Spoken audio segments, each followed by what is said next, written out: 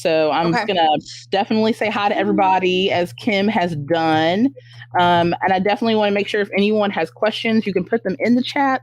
If you have additional things that you want to connect with any of us on, honestly, for Kim and for Ebony, you can reach out to them on social media and follow them and do all the things with them, because that's what this platform is all about.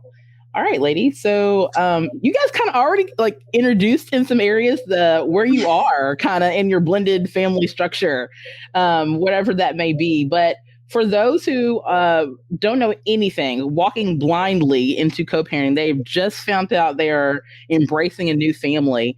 I would love to hear a little bit of maybe one or two pieces of advice that has really helped you individually in your journey. So we'll start with Ebony first. So a couple of pieces, I guess the two most important pieces that I would give to someone just entering into a blended family. Number one, have patience. If you don't have patience, you're gonna end up with them anyway.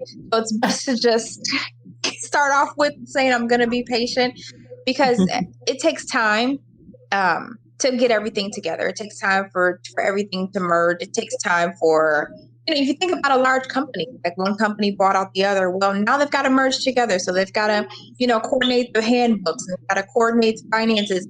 It's similar to merging a family, a blended family. Now we have to coordinate how we do things, the kids and our lives, and that takes time. So do not expect that to come as soon as you guys are there. That's only the beginning. But on the flip side, it gets so much better with time. So even though you may start, things may be rocky, you're learning each other and you're saying, I don't know if I made the right decision, just give it time, because it does get so much better and so much sweeter with time. I love that. Love that. Definitely. Thank you. All right, Kim. Well, I'm gonna say a few things. Like, for me personally, I had no idea how hard it was going to be. So, as much as I want to give you, it's like tiptoeing through the daisies, it's just this most beautiful scenery. It is. Mm-hmm. However, you have to learn how to switch your focus, I think, or, maybe put on a different pair of rose-colored glasses, because it's not all roses. It is not all sunshine. You're going to have heartache, and you're going to have tears. You're going to have so much laughter and so much fun. It's a balance. And if you're like me, I was a single mom for a very long time. I'm the bonus mom in my husband's. I have one. My husband has three. So, I was a single mom for a very long time. So my daughter had ways. I had ways. Together we had ways. And all of a sudden, you fall in love and you blend all of that together. And if you're set in your ways, you've been single for a long time, man, you got to really be able to compromise. And the C word is not my best word, compromise. So you really have to learn how to do that. And I'm sure Ebony can echo that as well, compromise, because you're not alone anymore. There are so many different personalities. And that's one thing that I learned, is that you really have to embrace the different personalities. And not everyone's going to think like you, and not everybody's going to feel like you at the same time. And so it is an amazing thing. Don't, like Ebony said, patience. And I'm going to have to echo patience. And when you feel like running, just stop and take a breath. And, I had mentioned this to Danielle before. My mantra was, there's no cap to love. There's no cap to love. So when you get really ticked off and, like the heads are butting, just remember there's no cap to love. And if you love and you love and you love, you can go through anything. So beautifully said. I love that. Absolutely. I really want to continue to echo both of what you guys have said, which is, you ladies have said, I'm correcting myself as I go, Kentucky twang here. So it's one of those things where I realize that as a blended parent, you're juggling both incoming, receiving, putting out, like all the things. So I don't want to say normally, but the average mom is only dealing with a certain amount of inputs and a certain amount of outputs at a time, where I feel like you as super moms, as bonus moms, as adoption moms, you guys are taking on all these extra outlets and all these extra inputs. And sometimes there's not a plug to go in the right circuit. So we're just kind of fitting it where we can and making it work. So you guys are such superheroes.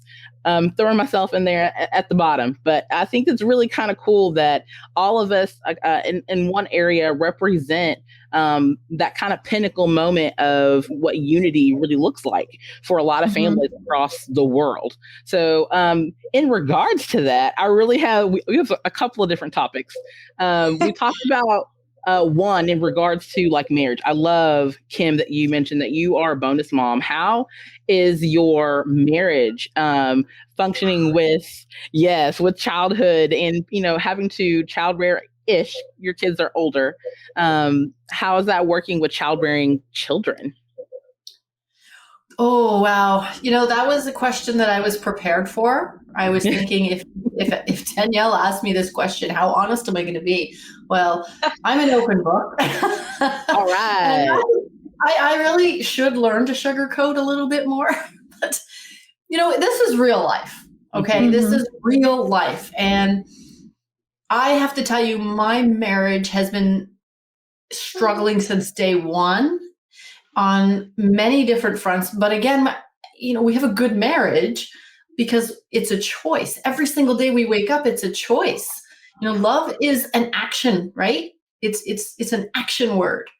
So we have to every single morning wake up and remember that we love each other, because it's extremely difficult. And we have been put probably through every situation you can imagine as a married couple with a blended family, every situation you can imagine. And it has not been easy. My husband and I, we actually, we went to two different marriage counselors. We thought of, okay, this is it. We just made the wrong decision. We love each other, but we can't do this family thing. But again, it's a choice, right? And we just have to learn to love in a different way, because those are his children. And then I have my child. If you go through your marriage thinking mine and yours, you're going to have even more problems. And I think we did that. You can go on Google and say, what's the top things not to do with stepchildren or a blended family? I broke all the rules because I didn't Google it before. I should have maybe Googled it before.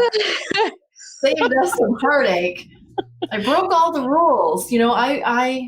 But our marriage, we had to make some tough decisions together that we would never have made in our life. And we did make them together. And, we've had some struggles, and we probably will continue to have struggles, just different ones. But the children caused a lot of stress. And I'm going to be honest, we've had to work through it. I don't know about you two, if you've had the same problems. Problems, just issues, okay? Everybody has issues in your marriage. But it's a unique one, and I don't want anybody getting into a blended relationship, a blended marriage, thinking that your marriage is so tight that nothing can cause any ripple, because that's just a fantasy, and you will be woken up quite abruptly. That all to be said, I don't want it to be doom and gloom, because I love my husband desperately, and he loves me desperately, and we love our children desperately, but it has put a strain on our marriage many times over the years. Absolutely. I totally agree with that. If there's some things that you would have known beforehand, especially when it comes to blending a family. But that's the reason why, and I'm so appreciative of the conversations that we're having today, is because before you get into a blended family, to say this is what you do and this is what you don't do. And my husband was guilty of these are my children. And so it was really hard for me to bond with them at first and create that, relationship. Now it's a little bit more open, but he didn't understand, and so we had so much of a separation to where they were able to interject and cause issues in our marriage. And I'm like, don't you see what they're doing? Don't you see what this is causing? And for me, it was different because I came in as a single mom as well. my kids are always with me. There is no back and forth. My kids are with me 24/7. I think that's just, the mom has it different than the dad. He was the first man that I had met that actually had custody of his kids. So it's a little different for me. And he was a little bit more protective, because of that. I'm a single dad. All I know to do, is just look out for my kids. So he was ready to be married, but it took him some time to actually be ready to open his heart for that family to unite. So I had to, like you said, compromise with him. There were some times where I had to let him go with just him and his kids. And I was hurt. I was like, we're a family now. Like, why do you guys need to go and do your own thing? Right. But it was allowing them to kind of have those conversations and do those kind of things that they used to do that they weren't able to do because we're all together. And for them to come back to the table and say, okay, this is how we feel, and we just wanted some time with our dad. We're not used to not having just our dad, we're not used to sharing him. And once we were able to open that up, it kind of opened the gates for everybody to come together and build, together as a family. But like you said, their world, our world, their world was so tight, and it just was, nobody's getting in. You can be his wife, but you're not getting in here. So we had those issues definitely in the beginning. Can I ask Ebony a question? So, because the same thing, my daughter and I were very, very tight. Mm-hmm. My husband and his kids were back and forth with their mother and their dad. Mm-hmm. So, and I was never without my daughter. So for me, I think it was easy for me to accept his children in, because I made the choice when I married my husband to love his children. If I may use the word, I married his children as well. So For you, was there a difference? I found it was more difficult for my husband to bond with my daughter than it was for me to bond with his children. Did you find any of that same? I did. He is so close to my kids, and especially my son, because my son was only about 8 months when we first met. And so he's known him his entire life. So he's so close to them, yet I don't have that same bond with his children. And so it hurts. With his daughter, I'll say that we have gotten closer, but I've just never been able to cross that bridge with his son. It just won't happen. But there's that allegiance, to his mom. He feels that if he loves me too, then he's not loving her as much, so he won't do it. He won't do it. And I can understand. He loves his mom, but at the same time, it does hurt. It does make it hard, because then he can't choose. Do I go be with dad, and his family, or do I stay with mom, and my family? And of course, then, I see my husband, he's hurt because he wants to be with his son. And you feel sometimes like, that I come in between that relationship? I've even said sometimes when it's gotten hard, I'm like, look, I don't want to make you choose between me and your children. If you would like to, call this it, you can be with your children, because I know that's an important bond, but we had to fight through that. So, but it was so much easier for him. And I have girls, and they were just, that's dad. And I was like, wow. But it wasn't the same way around. So it just depends on the situation, but we did have that challenge, most definitely. Wow. Well, I thank you both for being very transparent in that. I feel like it's kind of cool that you two were asking each other questions in retrospection of what this is what this community is all about. That's really the purpose of this panel, was to, connect more moms in similar spaces and places. So I really value both of the value you guys are serving each other right now, serving me a purpose. I have young babies in blended families. So I'm on the opposite spectrum. So this is kind of cool to hear it from both of your perspectives.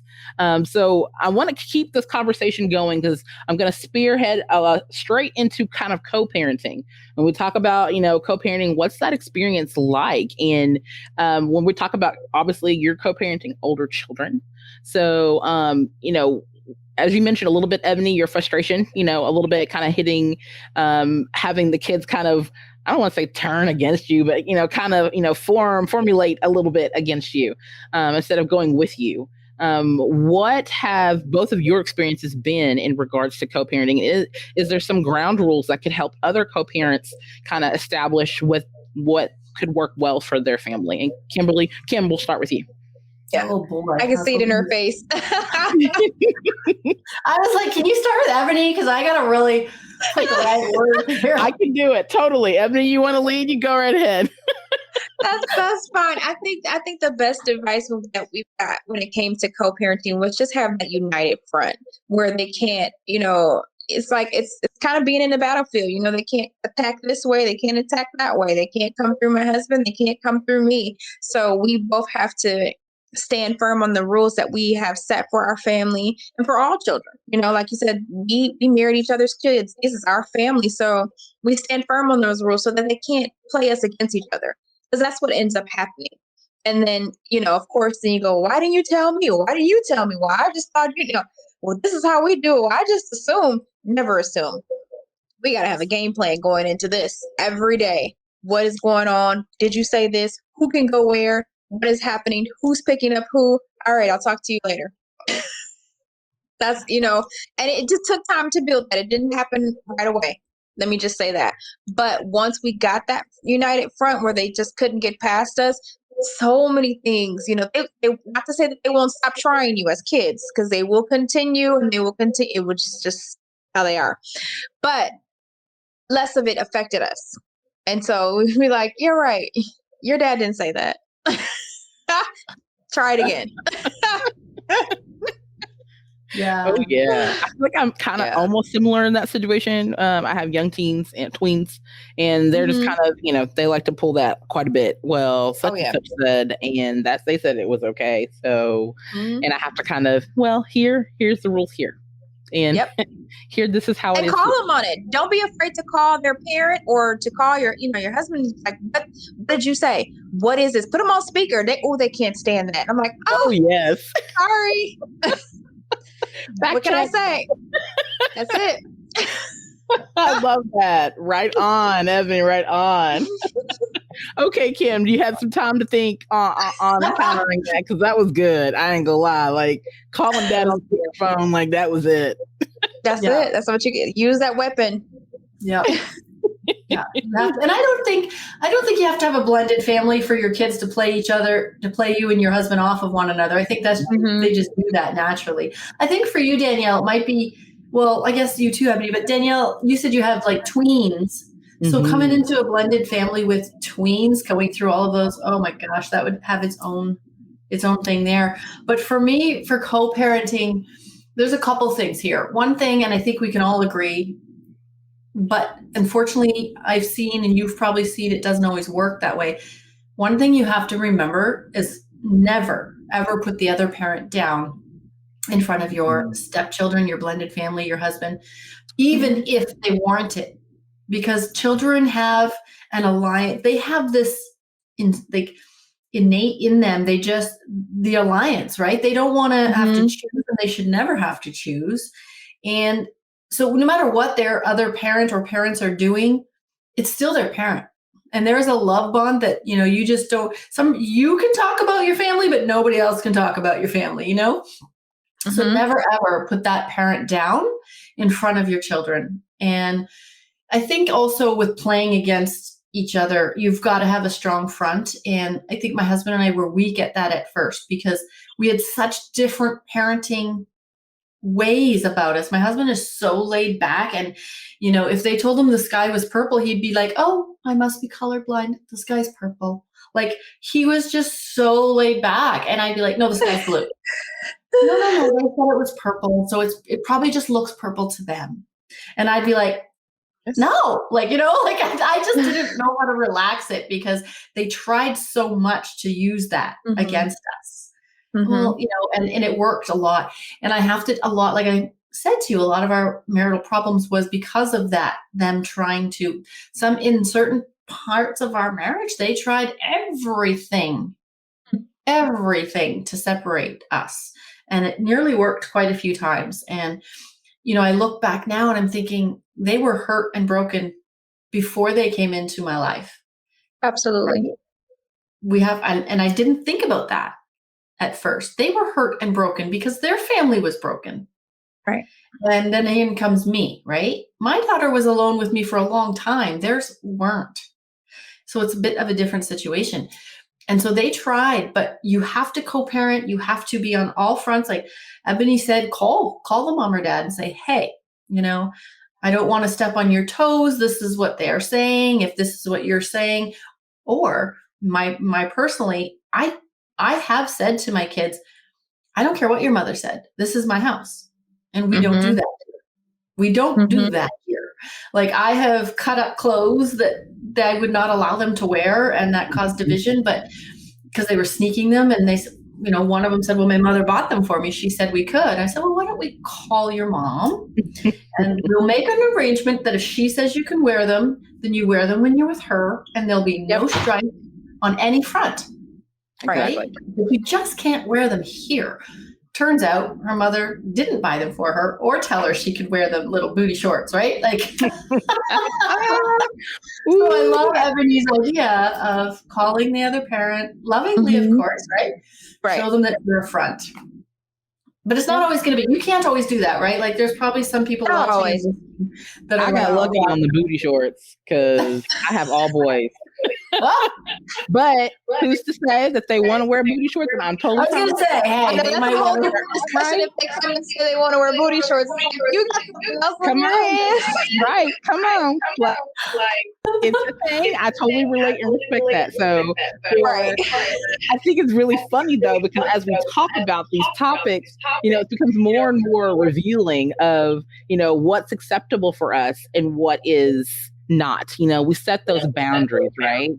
So that's kind of our next geared toward topic here. As we talk a little bit more, I really kind of want to know, like we talk about different types of blended families, adoption, we talk about remarriage. And I think the other part of that is really kind of better understanding the way that we want to navigate this other realm. Like for some of us, and I'll say in Kentucky, we're one of the highest rated states where grandparents are the caretakers for children. Kentucky is like one of the leading statistic states in America right now for it. So we've come from a situation in our blended family where we took in our son from a grandparent. And so it was one of those situations where how do you finagle that? How do you take in, as you mentioned before, Kim, these kids are already hurt in some areas.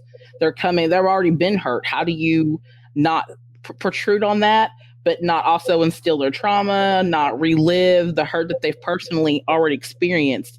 And I think asking the two of you, what advice and based on any experience that you have you been in situations or seen situations where the positive replications of being a grandparent, what is it called, guardian, is for a child? Do you guys have recommendations for that? If there's grandparents out there watching that's like, I've already raised my kids maybe twice over, here I am with a grandchild, what advice could you offer for them as they're parenting in this new place? Well, I was a single parent, like we both were single parents beforehand. And if it wasn't for my parents, I don't think I would have been able to balance. I had to work a lot more than usual. Every household, I believe, is a 2-income household.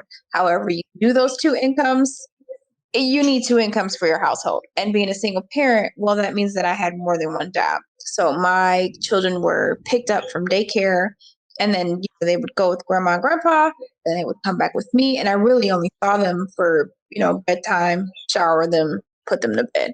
So that was a big help. I don't know if I would have been able to do it, without my parents. And now that my daughter is 18 and she has her first child, it kind of reciprocates because now my grandson is with me. She's like, I need you to watch him. I need you to, she's a single parent. So, and I see that, and so now I approach that differently. I'm like, okay, well, let me help you find a daycare. Let me help you find, some reputable services for you. What else do you need? The things that I can do to help her be more independent. And I wouldn't have had that mindset if I didn't go through that on my own with my parents, always being there for me, and helping me out. Now it's my turn. So the grandparents being in that part, that is truly a blessing to those children. It gives them that stability that they need, and love that they need. So they're not kind of bounced around, when the other parent isn't there, then they're able to be there and still give them that structure. So grandparents are definitely nice. Mm-hmm. I didn't have grandparents, and my mom lived across the other side of the country, so I didn't even have her. Luckily for me, and I know some aren't as blessed as that, but eventually my daughter's father, started taking her here and there once in a while. And then it became every other weekend, through the courts, but eventually it happened. So, I had time, but grandparents, I unfortunately don't have the expertise to speak on that because I never had any. My daughter never really had any, even though her dad's mom lives not too far. That was not a thing. It never really, even though I needed that to happen at times, it never happened. So, I mean, Danielle, you said you took one from there. You speak on that. You right now seem like you would have more to offer. Mm-hmm. I definitely came from a different path for motherhood, and I've only been in one marriage, which is the marriage I currently have, but I have 3 children. Well, 4 children, actually, 4 total. And the youngest is 9 months old. He just turned 9 months like last week. Wow. And the oldest is 14. I have 2. They're 14 right now. They're like Irish twins, but not really because they're, so it's one of those situations where when I think about his story specifically, and I'm talking about my middle child, it is really important that I honor as much as I can of the life that he had before he came into our home at 4 years old. And so it's one of those situations where I try my best to honor what was, but do it in a way that is still formidable and reputable for his life upbringing. And that was something I wanted to honor the most from the grandparent. I think she set that. Grandma set that tone. And then once she passed, it's one of those situations where you just continue. You just kind of continue those things. Was this your husband's mom? Mm-hmm. Yes. Okay. It was. Okay. So we knew from the very beginning, before all the things were kind of set in motion for this child, before he came into our life, we already knew that he was going to come home with us. Wow. So it was kind of that decision, awesome. How do you walk into a relationship with a man knowing good and well that you're going to also bring in, that life into your house when I've already kind of situated already 2 other additional family schedules on top of that? How do you add on one more schedule if there wasn't? And not unfortunately, but fortunately for this particular child, there was no additional schedule. There was nothing. So we had to do a lot of picking up and getting him moved. And now it's completely the opposite. Now he's driving us by the coattails. Right. But it's one of those situations where, getting that process started, you don't know. All the hidden whispers that kind of come from that, is this the right decision? Should you be mingling that child with the rest of your family and that sort of situation? There's a lot of that comes from that type of generation, the generational talk, of bringing in somebody new, right? Period. That goes across the board for any blended family. So that's just my personal take on that for grandparents' sake. If you're out there, if you're listening, there's resources for you. Obviously, you have done this before. So you're actually walking in ahead of the game, knowing a little bit more than what we knew in our age. So I just feel like it's definitely a blessing. Ebony, you're doing it. I mean, literally, I can completely relate to your story. Also a former single mom of 2 children before all the others. So I think I can definitely relate to your story of having that help from a parent and having that help from eventually extended grandparents as well. So, yeah. I like what you said too, though, how you embraced the background of the child. You didn't make them feel like just because they live with their grandparents that somehow they were wrong. And I think that's so important because however your family structure is, you're not wrong. That's just your family structure. If it's your grandparents, just your mom, just your dad, your aunt, however, you're not wrong. Now you're just being brought into a different family structure that's just going to love you even more. Yeah, Oh, that's beautiful. absolutely. That was perfect. Oh, Ebony. Okay. All right. So,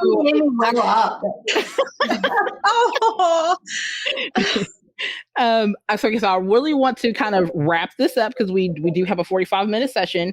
I want to kind of leave everyone with some bits of aspiration, hope, all the things that we want to fill our cups up with so that we can kind of get through the next day. So if you guys have any additional wisdom, one, before we wrap up and tell people where they can find you. And yeah, I think that's about it. We'll start with you, Kim. Well, like I had mentioned earlier, though, there is no cap to love. So when you find yourself in that stressful situation where you feel alone, and let's face it, sometimes you can feel so completely alone because you don't want to sound like you're ungrateful or you're, I don't want to use some words, but you don't want to sound like something you're not in a negative way. Just leave room for error. Because there's going to be a lot on your end, on his end, on their end. Everybody just needs a little grace. And when you think that you've given enough grace, give some more. I'm still learning that. I'm learning that I'm not always right. I know, big shocker, but I'm not always right. And we just have to, I think that's it, Danielle. There's never a cap on love. Just continue to give grace because we make so many mistakes ourselves, and thank God we have grace. So just give grace to everybody else because everybody else is learning and growing at the exact same time. Well, thank you. And Evan.